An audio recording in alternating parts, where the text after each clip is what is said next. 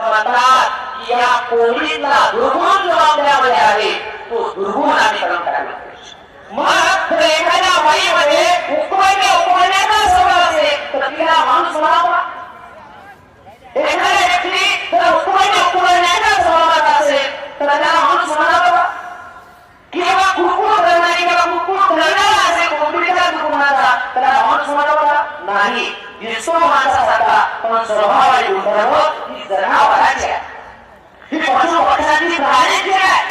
आणि म्हणून तुम्हाला माणूस म्हणता येणार नाही. आणि म्हणून जो व्यक्ती अशा प्रकारे प्राण्यांचे गुणधर्म स्वतःमध्ये आणता आपल्या वाणीमध्ये सत्यता ठेवतो, आपल्या वाणीमध्ये सत्याचं सामर्थ्य ठेवतो, आपल्या वाणीला कलंक होऊ देत नाही, एक शब्द निरर्थक करत नाही, एक शब्द बडबड करत नाही, एक शब्द द्वेषाचे दुर्भोळे करत नाही, एक शब्द अहंकाराचे करत नाही, एक शब्द धर्माचे असत्याचे काढत नाही. त्याच्या वाणीमध्ये सत्य असेल, त्याच्या वाणीमध्ये खऱ्या अर्थाने सत्याचं सामर्थ्य असते.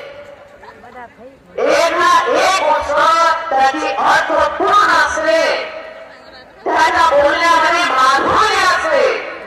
तर बुद्ध म्हणतात की असा व्यक्ती तो माणूस बनत नाही आणि त्याला माणूस बनवण्याची ही जन्माची प्रक्रिया आहे.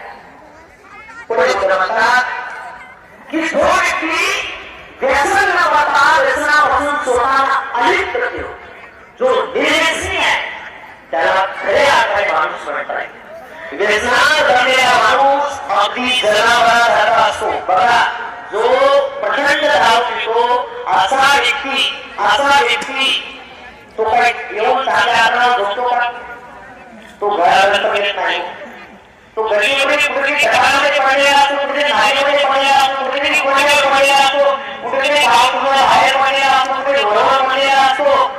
तो कुठेही पडलेला असतो, तो कुठेही घाण करतो.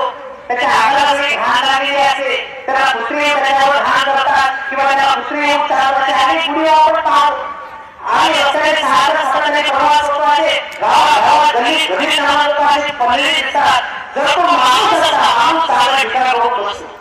बघा, आपण बसले की नाही, माझ्या बाजून बसले, घाण बाजार करून बसले, तुम्ही बरोबर आठवून बसले, चांगल्या ठिकाणी बसले. जो स्वच्छ राहतो, निर्मळ राहतो, योग्य ठिकाणी बसतो, योग्य ठिकाणी खातो, योग्य ठिकाणी झोपतो, योग्य ठिकाणी वाचन करतो, तो माणूस आहे. पण जो अयोग्य ठिकाणी राहतो तो माणूस नाही, तो बेहोशीमध्ये आहे. जो बेहोशीमध्ये आहे तो माणूस नाही आहे, पण जो होशमध्ये आहे तो माणूस. आणि धम्म माणसाला